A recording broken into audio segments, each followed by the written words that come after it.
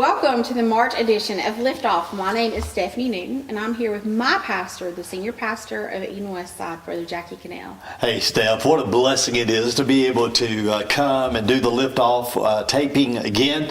And I certainly want to welcome everybody that's tuned in, and hopefully and prayerfully we can kind of share some ideas and talk about some things, especially on the subject that we're going to be talking about today.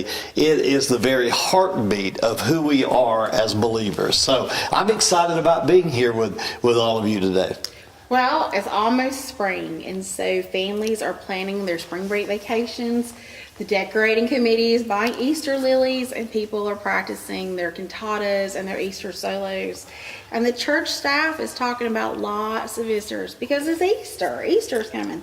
So today, Pastor, we're going to talk about Easter.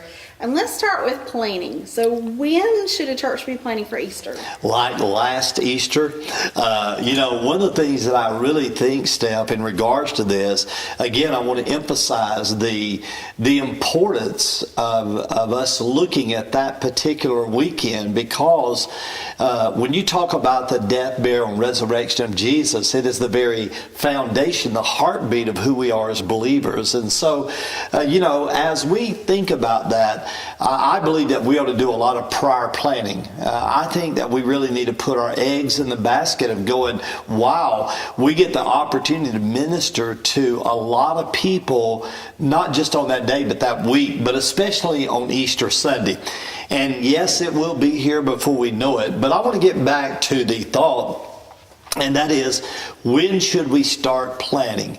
And I just kind of want to tell you a little bit about what I do individually and what I really try to get our team to do, and that is the 5 P's. Prior preparation prevents poor performance.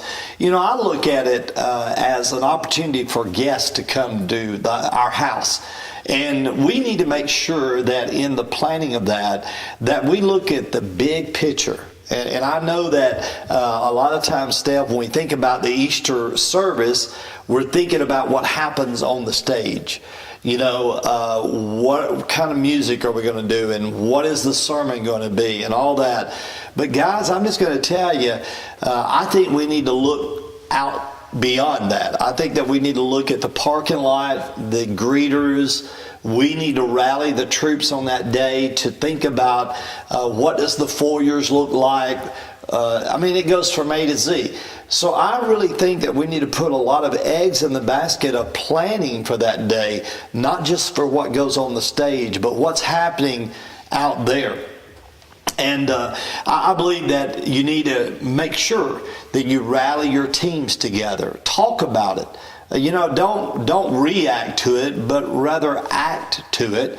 And I think that, weeks before Easter, you need to get your teams together. You need to talk about the importance of that day. And I want to say something else to you in regards of planning. Don't let it be a negative thing. I've heard people say, well, you know what, we're going to get all of those Christmas poinsettias and the Easter lilies that only come to church on Christmas and Easter. And as true as that may be, that a lot of people only come to church on that day, but let's make sure that we turn it to a positive and not make negative statements about it, because you know what, they're coming. And that's a positive thing. And because of that, I really think that we need to put forth our best foot. We need to plan. We need to prepare. We need to greet those people with enthusiasm and love and let them know that we're glad to see them, even though we haven't seen them in a while.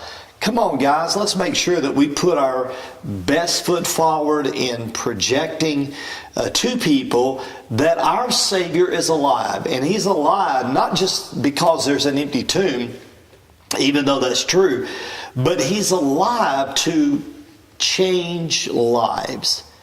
And I think that we need to have the mindset, a prepared mindset, that, hey, these people are coming. It's going to be a great day. And somebody's life is going to be changed because we introduce them to the one who will change their life. So I think we need to look at it from the parking lot, kind of what are we going to do that day, how we're going to greet people. Is our classes prepared? Are we prepared with the grounds? You know, you don't want ugly things out there. You want to make sure you present yourself well. But let me take it a little bit further into the meat of that day in regards to people coming to Sunday school classes or life discovery classes. Again, clean up everything, make it look good, make it smell good, make it sound good. Put greeters at the classroom doors. Welcome people in. Make that a very special day. I also think that for me personally, you know, if you were to ask me 2 months ago, Brother Jacky, what are you going to be doing on Easter? I can tell you. Why? Because I prayed about it. You know, I don't think that we need to leave prayer out of the planning for Easter. I prayed about this. Man, I want God's message for that moment, that time. So let's make sure that we saturate that day in prayer. Let's make sure that we meet with our teams, our leaders. Let's talk about the opportunity God's going to give us. Everybody's going to be shouting the praises and the glory that Jesus is alive. But guys, let's make sure that we ourselves become the hands and the feet and the heart and the eyes and the extension of Christ to people that's going to come to our churches on that day. Pastor, I think a lot of church staffs kind of look at Easter and they almost have a sense of dread. They think about all these visitors that are going to come in. Right. And there's almost a negative connotation of, we're not going to be able to get them. We're not going to be able to keep them. We're not going to be able to interact with them. They're going to be in, they're going to be out. And so I think a lot of people are kind of asking the question is like, is it worth it? Is it worth it to interact with these visitors? So I want to let you speak to that negative thing and turning that into a positive. Well, first of all, I think that, you're exactly right. A lot of times people, and I've heard them say it, I don't say that because I just don't think it's a good thing to say. And whatever you do, don't say it from the pulpit. Good night. Don't welcome all the Easter lilies. Don't do that. Don't be negative.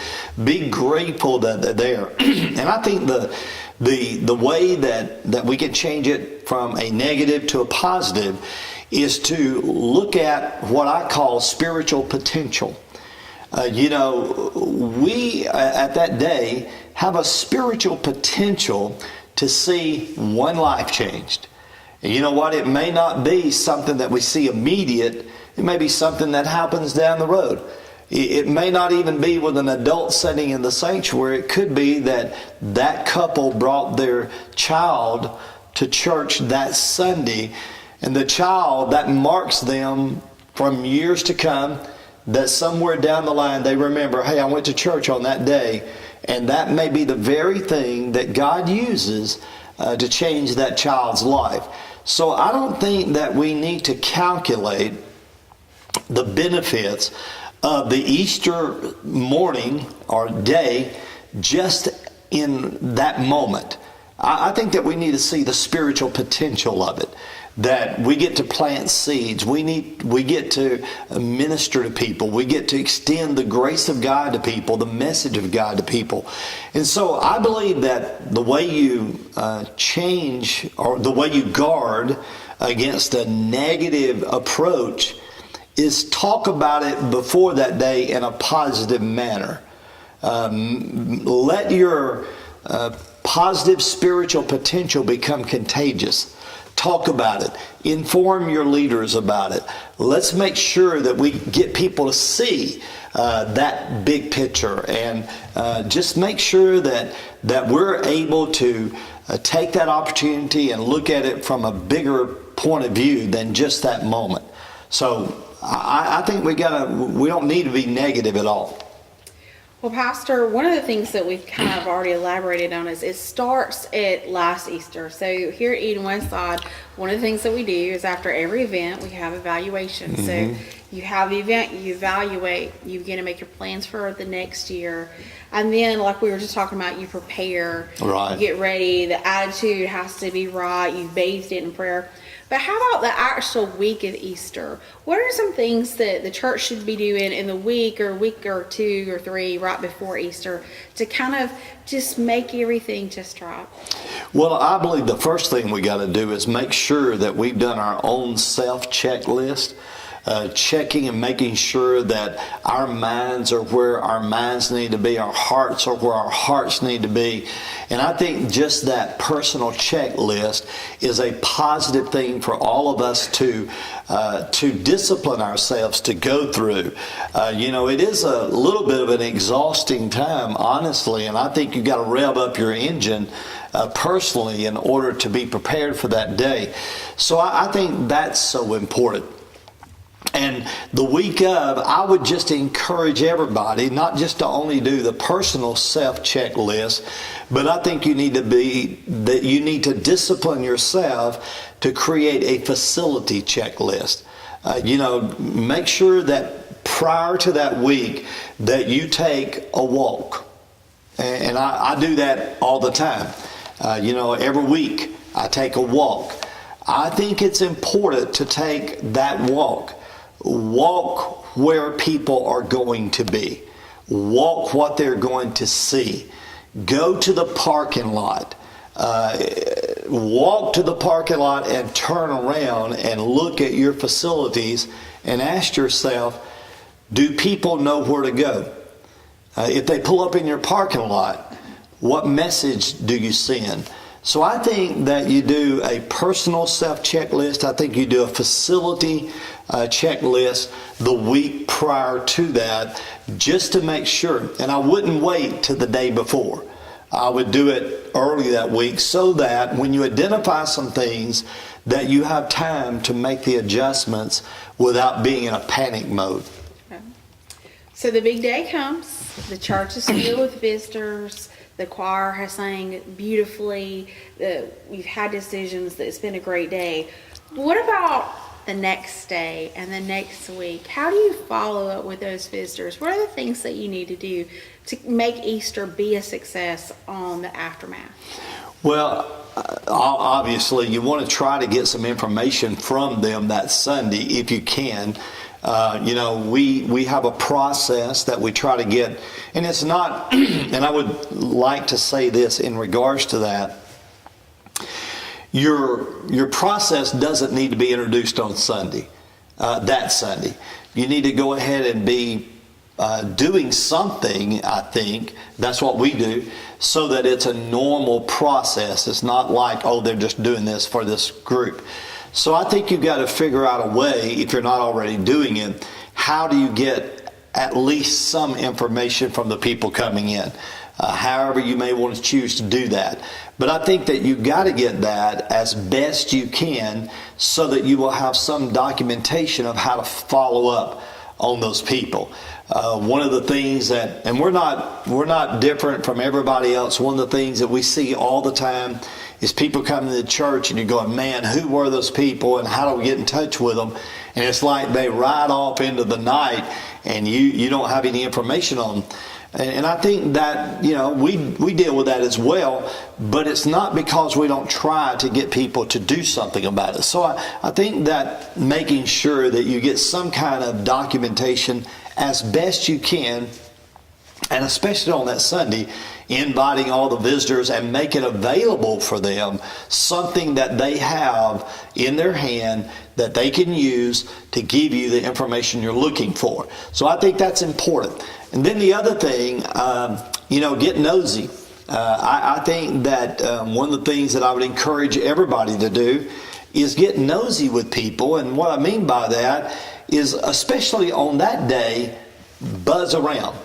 Buzz around, get your staff, get your leaders to buzz around and introduce themselves to people on that day to try to get some information. Some people are a little bit freaked out about signing something, signing a card, giving the information. But, put you some internal spies in the sanctuary to kind of buzz around, meet people. Oh, it's your first time here. We have some life discovery classes. Do you mind if I get your name? Contact information. So kind of promote it as much as you can in a personal way. Not just with a preacher giving the announcements, or not just whoever does yours, but make sure that the leaders in the church are buzzing that day especially. Become social butterflies and get out there and make the connection. And part of that also is just being known. Introduce yourself to people. Speak to people. And I believe that our leaders of our churches need to become, and I'm going to say this for Eden Westside, I'll say it for anybody, we got to get better at that. We got to get better at getting out there and meeting new people that come into our churches. And so I just think that those are things we got to do. You can't force anybody to give you their information. And don't try to do that. But be cordial and be inviting to allow them to try to give you that, but don't be mean or mandating it. You got a balance and all that. So I think that's what we're going to do. That's what we do all the time. And it's the thing I say that is that's not unusual for us. And I think that I would encourage anybody that's listening to do something that's normal, but do that which is normal and do it well on that day. So in closing, Pastor, what encouragement would you offer the church staff or the pastor that's watching us today and is thinking about Easter? Well, the one thing that I would say is get excited about the opportunity that's coming your way. I think that we need to look at it as a great opportunity and be excited about that. And the other thing that I would say is this. Now, you all know this. I'm not giving you any kind of breaking news concerning what I'm about to say. Don't become discouraged after Easter, because we all know, on that day we're probably going to have the largest crowd that we have throughout the year. And guys, I know you put all this energy and all this work and all this thought, and man, your spiritual balloon is up here. And after Easter, the Sunday after Easter, you go, where did all the people go? It's like somebody sticks a pin in that spiritual balloon. But I just think that I would encourage you not to be discouraged about it. And listen, don't verbalize that discouragement. If you get one out of the group, praise God for that. If you get to touch some people, praise God for that. We got to remember something, y'all. This is a God thing. It's not a my thing or your church thing. It's a God thing. We may not see the fruits of that for years to come. But whatever you do, do your best to prepare for it. And I think that's important. Do your self-checklist. Do your facilities checklist. Get yourself in gear for it. Get your team together. Talk about it. Pray about it. Do everything you can do to make that a great experience. And then we have to let God work through that. We got to remember it's a God thing. And so I would just encourage people not to get discouraged after Easter on the next Sunday or the next Sunday. It is a reality. People go to church at Easter. But let's do it so well that when they do come, we give them a reason to come back. And I think that's the bottom line. We just got to give them a reason to come back. And if we do that and we do it well, they may shock us. They may come back. Well, there you have it, a reason to come back. Hey, and speaking of a reason to come back, don't forget to come back to our YouTube channel for more of Liftoff and for other episodes frequently. In fact, we'd love to have your help in making our goal for 2018 that Liftoff would be the premier training video series for church staffs all over the nation. So visit us at jcimpact.org. We'd love to have you connect with us. God bless you. Thank you for tuning in to Liftoff.